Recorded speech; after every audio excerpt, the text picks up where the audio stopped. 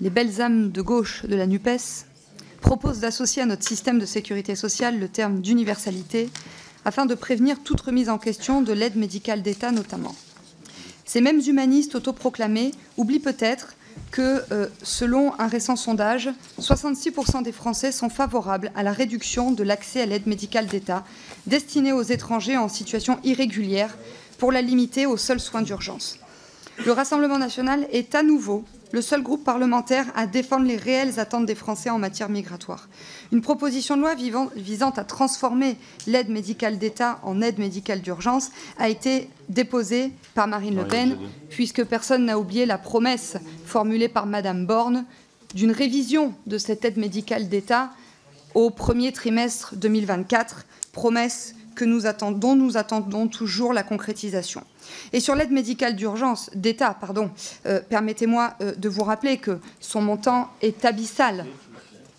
En 2015, 316 000 bénéficiaires, c'est-à-dire clandestins, bénéficiaient de cette aide médicale d'État. En 2023, ils étaient 466 000 pour plus d'1 milliard d'euros de dépenses. Et il faut aussi savoir qu'il n'y a que 2 prestations qui ne sont pas prises en charge par l'aide médicale d'État. Il s'agit des frais liés à la GPA et aux cures thermales. Nous considérons que la France n'a pas à être un guichet social pour tous les pays du monde, alors même que nombre de nos concitoyens ne parviennent pas à se soigner sur leur propre sol. Nous sommes ici face à un cas d'école de la façon dont l'extrême droite, par ses propos xénophobes, attaque en fait tout le corps social et tous les travailleurs. Observez, pour exclure les étrangers de l'accès à la sécurité sociale à laquelle ils ont pourtant droit en tant que cotisants, ce que fait l'extrême droite, c'est nier la qualité de cotisants.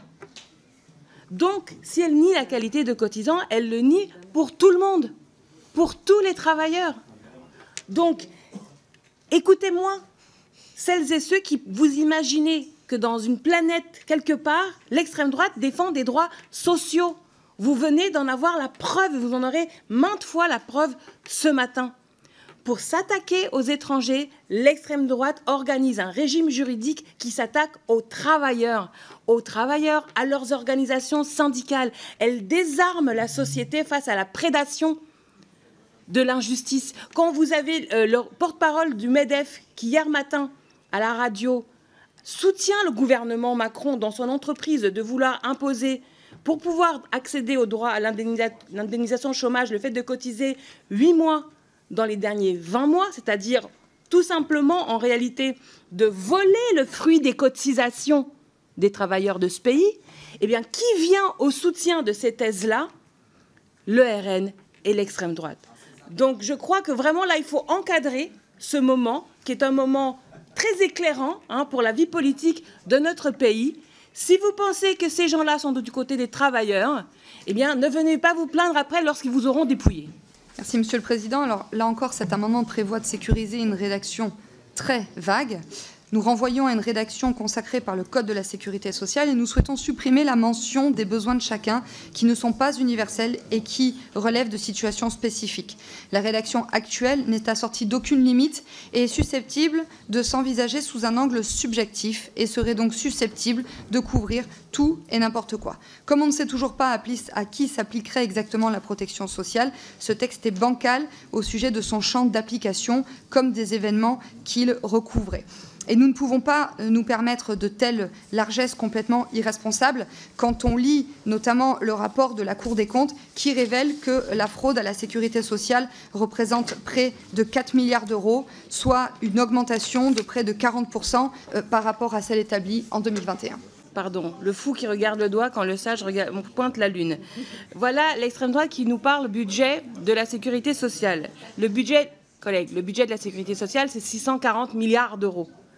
Donc, vous commencez à avoir des gros problèmes de financement, les gros problèmes, j'ose pas dire fraude parce que c'est un mot qui a un sens précis, mais de fragilisation des deniers de la Sécu. Le premier poste, c'est les exonérations. C'est 80 milliards. Donc vous avez 640 milliards de budget qui concernent 65 millions d'assurés. 65 millions d'assurés. C'est de ces gens dont on parle aujourd'hui. Mais que fait l'extrême droite? Elle dit, ah non, il y a un problème. Il y a un problème, c'est les 350 000 personnes. Donc 350 000 ici, 65 millions là-bas. C'est les 350 000 qui dépensent, c'est leur terme, 70 millions d'euros en aide médicale d'État. Donc en fait, vous avez un système où 65 millions d'assurés sociaux ont des droits qui sont systématiquement mis en cause par des offensives patronales, par le gouvernement Macron et les gouvernements successifs. Et que fait l'extrême droite? Il n'y a aucun problème. Elle n'y voit absolument rien à redire. Vous pouvez baisser tous les droits d'accès à la santé, vous pouvez casser l'hôpital, vous pouvez réduire toutes les allocations familiales en réduisant leur universalité, et ainsi de suite.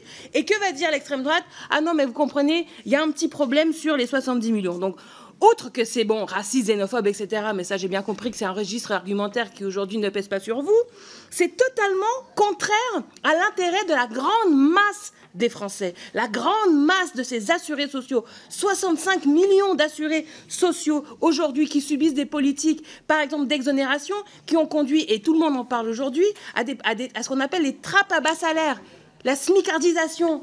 Le fait que quand on veut augmenter les salaires, nous, d'ailleurs, on propose d'augmenter le SMIC, vous votez contre l'augmentation du SMIC. Voilà l'extrême droite, merci. Encore un point d'exemple à encadrer. Madame Diaz.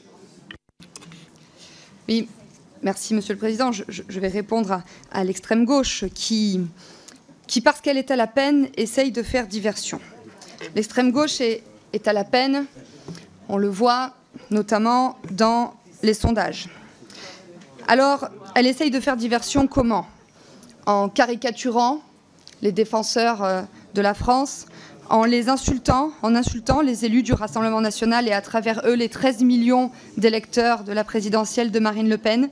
Elle fait mine de ne pas comprendre nos amendements, elle invente un peu n'importe quoi, bref, elle répand des fake news. Alors, oui, collègues de l'extrême gauche, vous êtes à la peine parce que vous avez, et ils le savent très bien, vous avez abandonné les travailleurs. Vous avez abandonné les personnes en situation de précarité.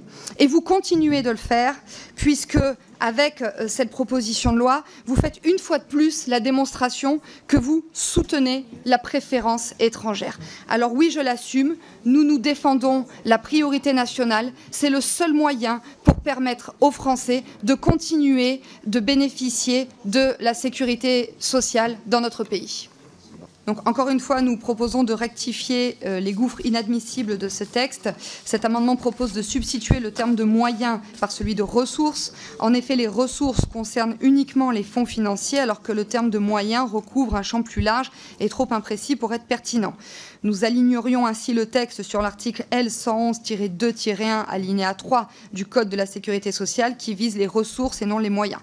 Évidemment, la mention des moyens ouvrirait un boulevard encore plus large pour les fraudeurs, alors que la lutte contre leurs agissements n'est pas assez vigoureuse dans notre pays. Selon les bilans annuels publiés par Bercy, le nombre des sommes exigées par le fisc aux fraudeurs baisse année après année, 13 milliards d'euros en 2017, 12,5 en 2018, 12 en 2019 et 8,2 un peu plus tard. En outre, seuls 50 à 60% de ces sommes sont finalement recouvrées. Vu l'état de la lutte contre la fraude dans notre pays et son manque de volonté politique forte, nous devons être précis et ne pas transformer la France en guichet social généralisé. Alors, monsieur le rapporteur, vos deux avis. Merci, Monsieur le Président. Bon, d'abord, en réalité, on voit bien à travers ces deux amendements que vous discutez les deux termes du principe fondamental qui a présidé à la mise en œuvre de la sécurité sociale, de chacun selon ses moyens, à chacun selon ses besoins. Ni les moyens, ni les besoins ne trouvent grâce à vos yeux dans cette formule. Or, c'est une formule fondamentale, donc en réalité, ça veut dire que vous ne partagez pas le principe de la sécurité sociale. Une fois de plus, vous ne la regardez que sous l'angle du coût. Je crois que c'est assez symptomatique du coût qu'elle représente. Alors moi, je crois que nous devons, dans la Constitution, affirmer les grands principes qui la guident et les ambitions partagées qui ont présidé et qui président à sa mise en œuvre et à son déploiement. Concernant les besoins, il revient au législateur de fixer le périmètre de ces besoins. C'est ce que nous faisons, de manière d'ailleurs assez lapidaire et sans doute trop peu approfondi à l'occasion du PLFSS. Chaque année, nous déterminons le périmètre des besoins. Donc ici, il n'est pas question de mettre en cause ce pouvoir législatif. D'autre part, sur la question des moyens, je crois que c'est l'expression consacrée. Hein, elle figure dans l'alinéa 11 du préambule de 46. Chacun, je cite, a le droit d'obtenir de la collectivité des moyens convenables d'existence. Donc c'est une notion qui existe déjà. Il nous semble également que cette expression a une portée plus large. Les ressources désignent un flux d'argent. Or, à ressources équivalentes, parfois vos moyens peuvent être différents selon l'endroit où vous vivez, la composition de votre foyer, de votre patrimoine, etc. Donc ça peut ouvrir un certain nombre de discussions. Cela permet de donner toute latitude aux législateurs, une fois de plus, pour évaluer la capacité de chacun et chacune à participer au financement de la sécurité sociale, et ensuite que la loi le traduise avec des mots adaptés aux nécessités juridiques qui lui sont propres ne pose aucun problème. Et enfin, je voudrais simplement souligner que parler de moyens, c'est sous-entendre que la participation n'est pas nécessairement limitée à une contribution financière, ce qui est philosophiquement intéressant aussi de notre point de vue. Une des choses qui m'a un peu chagriné, je vais le dire comme ça, c'est que finalement, vous n'avez déposé des amendements, vous avez déposé un certain nombre d'amendements sur beaucoup de sujets, mais pas sur le sujet que je vous ai proposé. Et je trouve que c'est dommage parce que j'aimerais que nous puissions nourrir cette discussion sur le thème qui est au cœur de cette proposition de loi. Évidemment, l'article 45 ne s'applique pas. On peut ici déposer des amendements sur l'ensemble de la Constitution. Si vous me dites que voter cet amendement permettra de faire prospérer ma proposition de loi, moi je suis prêt à vous suivre. Il n'y a pas de problème. Mais je crains que ce ne soit pas le cas.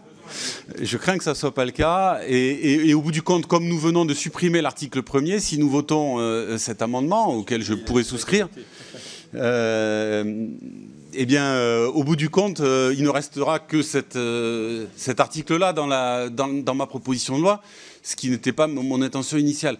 Alors, encore une fois, il n'y a aucune opposition de ma part sur ce sujet-là, mais vous voyez bien que ça me place dans une situation un peu délicate. Et donc, ça sera plutôt une demande de retrait, mais je vous remercie de l'avoir défendu. Je pense que ce n'était pas inutile. Ou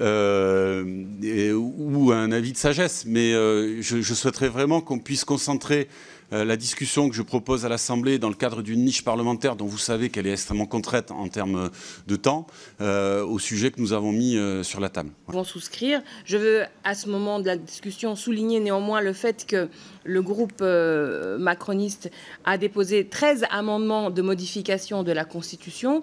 Donc c'est bien que l'heure de modifier la Constitution est arrivée. Et sur ce point, vous me trouverez toujours présente pour animer cette discussion et échanger avec vous. Je voudrais dire que malheureusement, alors nous n'avons pas fait cet effort-là de déposer un tas de petits amendements voilà, sur la Constitution, bien que nous aurions pu, par exemple, représenter l'amendement de suppression de l'alinéa 49.3 que nous avons défendu avec le collègue Jérémy Jordanov. Ça, pour une chose urgente, ça c'en est une, parce qu'il s'agit d'une niche et donc que le temps est contraint. Mais en tout état de cause, je voulais souligner que si vous dites, chers collègues macronistes, que en fait cela va de soi, que vous êtes pour la sécurité sociale, que cela va de soi, que selon vous c'est une institution fondamentale, eh ben je ne vous dis qu'une chose, c'est bien de le dire. Enfin voilà, ça va mieux en l'écrivant. Voilà, certaines choses vont de soi et certaines choses vont mieux en le disant. Voilà, donc ça va mieux en le disant que la sécurité sociale est dans la carte d'identité constitutionnelle de la France. Vous avez l'occasion de le dire et donc en cohérence avec vos propos, je pense que vous finirez bien par voter cette proposition de loi constitutionnelle d'Haréville. Je vous remercie, Monsieur d'Haréville, d'avoir mis ce débat sur la table. Parce que malgré nos différences et nos points de convergence aussi, on voit quand même qu'il y a deux grandes familles politiques dans ce pays. Voilà, sur ce sujet en tout cas. Et les propos du Rassemblement national ont été, j'ai pas envie de dire caricaturaux, mais extrêmement révélateurs. On était à gros traits là, et ça nous a permis de comprendre. Et moi, sur cet amendement, j'aimerais bien qu'on aille jusqu'au bout. Effectivement, je comprends votre malaise, mais je sais aussi votre sincérité sur ce sujet. La sécurité sociale est, à mon sens, inscrite dans la Constitution. C'est les points 10 à 13 du préambule, du préambule du 27 octobre 46 me semblent clair, me semble suffisamment protecteur. Et l'article 1, personne ne l'a cité, l'article 1 de notre Constitution, la France est une république indivisible, laïque, démocratique et sociale. Je pense que c'est satisfait. Mais je trouve intéressant le débat que nous avons eu parce qu'il permet de révéler la grande différence. Il y a des gens qui sont racistes. Il y a une famille politique raciste dans ce pays, c'est le Rassemblement national, et les autres qui ne sont pas racistes, qui sont humanistes malgré leurs différences. Et le vote sur cet amendement sera criant de vérité sur ce sujet.